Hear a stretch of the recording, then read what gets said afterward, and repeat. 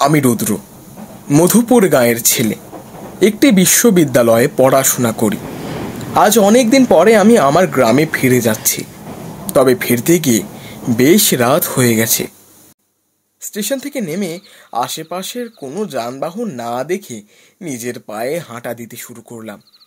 গ্রামে যেতে হলে আমাদের মধুপুরের বিশাল সিংহা নদী পার করতে হবে। শহর থেকে বড় বড় নেতারা এখানে ব্রিজ বানানোর পরিকল্পনা করলেও এত বছরে সেটি বাস্তবায়িত হয়নি। অজ্ঞত সেই নদী দিয়েই সবাইকে শহর থেকে গ্রামে পারাপার হতে হয়।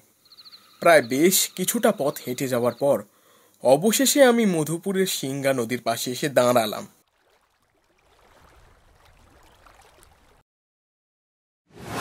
যা ভয় পেয়েছিলাম তাই হলো। এখানেও কোনো মাঝিকে দেখতে পাচ্ছি না। রাতের বেলা বুঝি আমাকে এই নদীর পাড়েই বসে কাটিয়ে দিতে হবে। আমি অসহায়ের মতো নদীর এক পাশে দাঁড়িয়ে রইলাম। হঠাৎ মনে হলো জলের মধ্যে একটা ছলাৎ ছলাৎ আওয়াজ হচ্ছে। মাথা তুলে দেখলাম দূরে নদীর মাঝখানে কেউ একজন নৌকা নিয়ে বৈঠা চালিয়ে ঠিক এই দিকেই আসছেন। আমার ধরে যেন প্রাণে ফিরে এলো। অবশেষে আমি তাহলে বাড়ি ফিরতে পারবো। এই রাতের আঁধারে এখানে ওখানে হেঁটে হেঁটে পার করতে হবে না। এমনিতেও জায়গাটা বেশ গা ছমছমে মনে হচ্ছে। নৌকার মাঝি পাড়ের কাছাকাছি আসতেই দেখতে পেলাম এটা আমাদের গ্রামের গোপাল মাঝি। আমি তাকে দেখে খুশি হয়ে বললাম, আরে গোপাল কাকা, কেমন আছেন? আমায় চিনতে পারছেন? আরে তুমি রুদ্র না? সেই যে আমাদের গ্রাম থেকে শহরে গেলে পড়ালেখা করতে, এরপর আবার আজ দেখলাম তোমায়। তা বাবা, বাড়ি ফিরবে বুঝি? হ্যাঁ কাকা, বেশ বিপদে পড়ে গেছি। ট্রেন লেট হওয়ায় রাতের বেলায় এসে স্টেশনে পৌঁছেছে। আর এমন রাতে পৌঁছেছে যে আশেপাশে কোনো গাড়ি ঘোড়াও পেলাম না। অবশেষে এত দূর পথ হেঁটে এসে এখানে দাঁড়িয়েও দেখি কোনো নৌকা নেই। আচ্ছা আচ্ছা, বুঝতে পেরেছি। এসো, নৌকায় ওঠো। আর দেরি করা উচিত হবে না। আমি মালপত্র নিয়ে গোপাল মাঝির নৌকায় উঠে গেলাম। গোপাল কাকা আমাদের গ্রামের অনেক পুরনো মাঝি। শেষবার যখন গ্রাম ছেড়ে যাচ্ছিলাম তখন কাকা সবেমাত্র বিয়ে করেছেন। নদীর জলের ছলাৎ ছলাৎ আওয়াজে মনে কেমন যেন করছিল। আমি আশেপাশের নীরবতা ভাঙার জন্য গোপাল কাকার সাথে নিজে থেকেই কথা বলতে শুরু করলাম। তা কাকা, কেমন আছেন? অনেক বছর পরেই তো দেখা হলো। বাড়ির সবাই ভালো? গোপাল কাকা প্রথমে কোনো উত্তর দিলেন না, কিন্তু একটু পরে মলিনী হেসে বললেন, এই তো আছি বেশ। আমার আর জীবন, এই নৌকা বইতে বইতেই ওপরে চলে যাব একদিন। আমার কথা ছাড়ো, তোমার কথা বলো বাবা। কেমন আছো? কদিনের জন্য আসলে? এই তো কাকা, সপ্তাহ দুয়েক থেকেই আবার চলে যাব। বোঝেনি তো, শহরের ব্যস্ততায় নিজেকে যতটা আষ্টে পৃষ্ঠে নিয়েছি, এখন সেটাই এক ধরনের কল্যাণ মনে হয়। বেশ বেশ।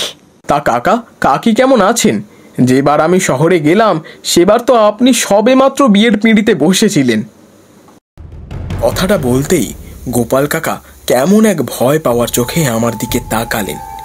এরপর ডান দিকে ঘাড় ঘুরিয়ে দূরে নদীর মাঝে কিছু একটা দেখছেন এমন করে আমায় উত্তর দিলেন, সে ভালো আছে। কাকার উত্তরে আমার কেমন ভয় ভয় করতে লাগলো। তার দেখা দেখে আমিও তার দৃষ্টি বরাবর তাকালাম। হঠাৎ আমার পুরো গা হাত পা শিউরে উঠল। নদীর মাঝখানে কেউ একজন দাঁড়িয়ে আছে। আমি ভয় পাওয়া গলায় বেশ উত্তেজিত হয়ে গোপাল মাঝিকে বললাম, কাকা কাকা, ওটা ওটা ওটা কি নদীতে? শান্ত হও, ওটা তোমার কাকি। মানে?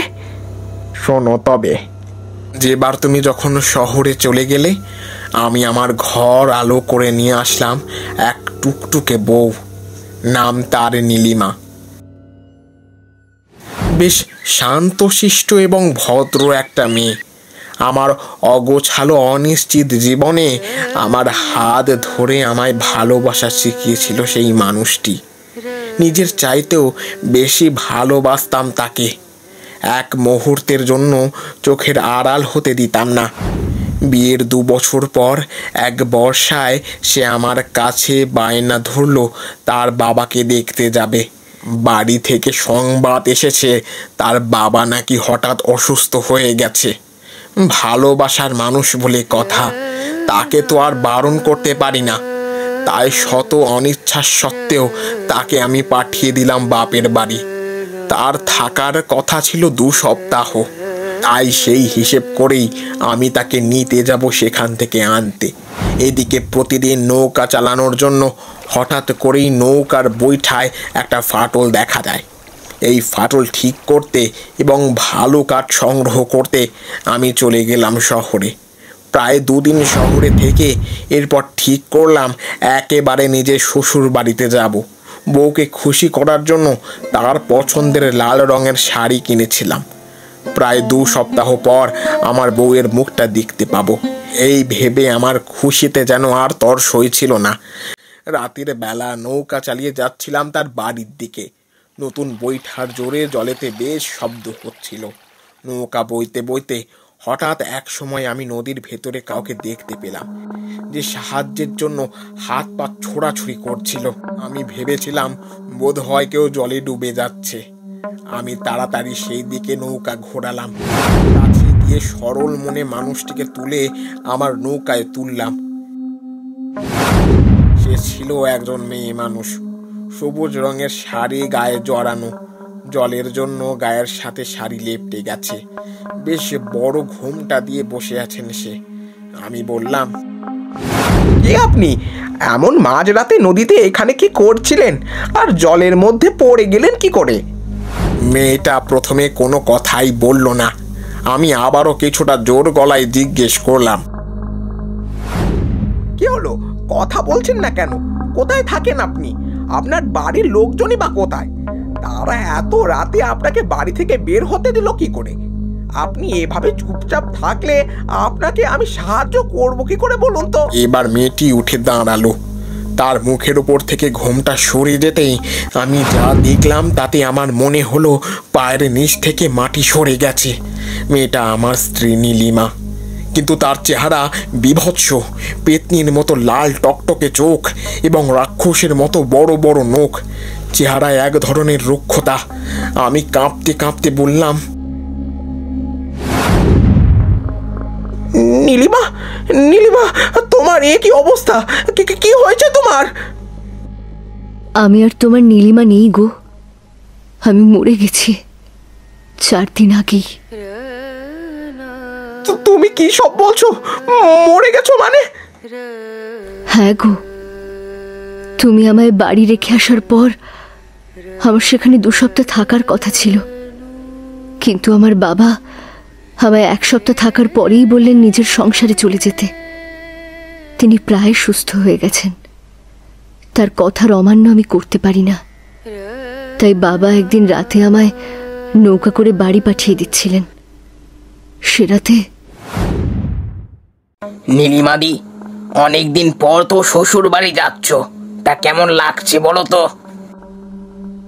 বেশ লাগছে মনির ভাই। কতদিন পর আমার নিজের বাড়িতে ফেরত যাচ্ছি, আর মানুষটা যে ওখানে একাকী করছে কে জানে।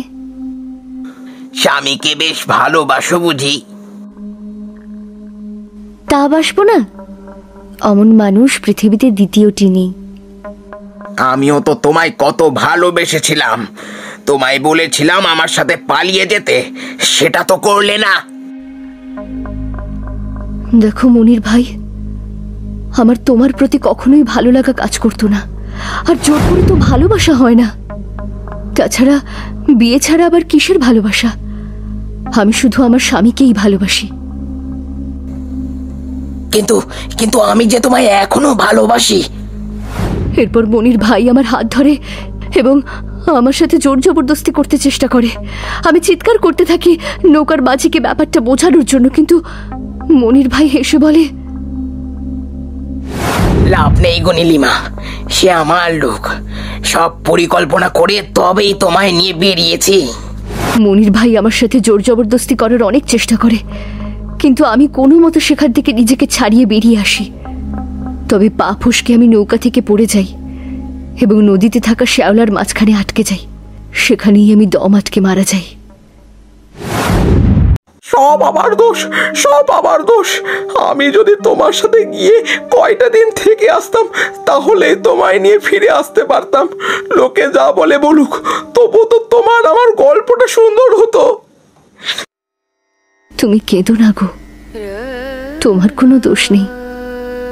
তুমি তো জানতে না, আর তুমি তো ইচ্ছা করে আমায় অবহেলা করনি। আমি কথা দিচ্ছি বউ, আজকের পর থেকে আমি প্রত্যেক রাতের মাঝি হয়ে নদী পারাপার করব। কোনো মেয়ের যেন সম্মানহানি না হয় এবং এভাবে অকালে প্রাণ না যায়, সেদিকে আমি খেয়াল রাখবো। তুমি চিন্তা করো না গো, আমি সব সময় তোমার সাথে আছি। প্রত্যেক রাতেই আমি তোমার সাথে এই নৌকায় করে ঘুরে বেড়াবো। তোমার আর নিজেকে একা মনে হবে না।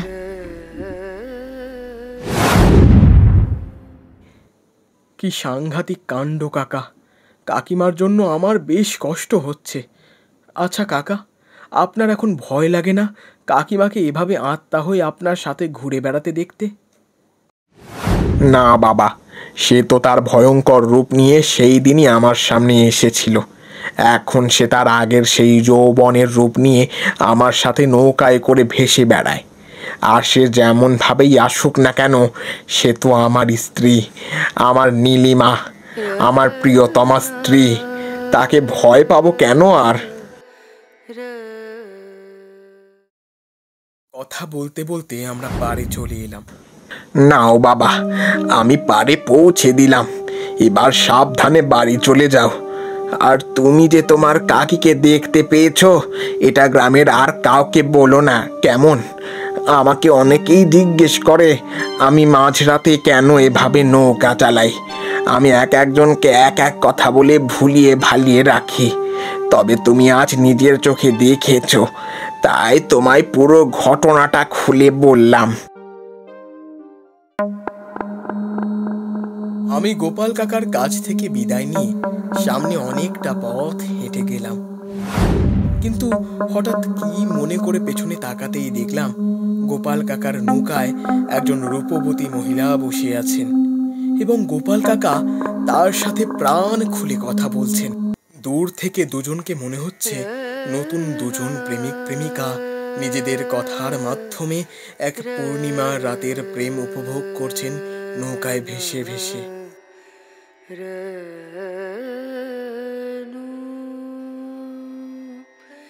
রে